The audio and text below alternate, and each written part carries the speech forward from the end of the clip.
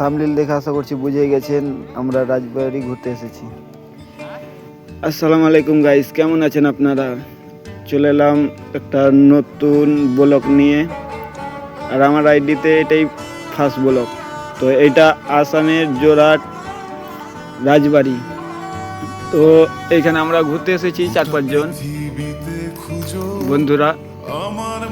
তো এইখানটা আমি ভাবলাম কি আমি একাই কি দেখবো, আমার দর্শকদেরকেও দেখায়। এইখানে রাজারা শাসন করত, রাজা, এখানে রাজার মন্ত্রী ফন্ত্রী সবাই বসে আছে। ওইখানে রাজা, আর এইদিকে রাজার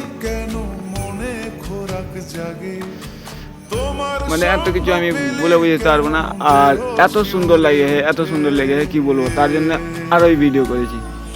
তো আপনারা দেখতে থাকেন আর এনজয় করতে থাকেন। এই দিকটাতে কিভাবে কৃষকেরা চাষ করে খেত রাজার আমলে, সব কিছু ডিটেলে দেওয়া আছে। আপনারা দেখলে গেলে বুঝতে পারবেন, এমন দেখে লাগছে কি পুরো রিয়েলিটি।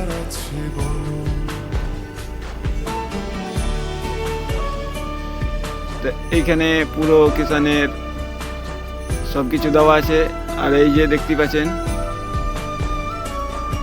কি বলবো গাইস, বলার মতোই কিছু নেই, এত সুন্দর এত সুন্দর।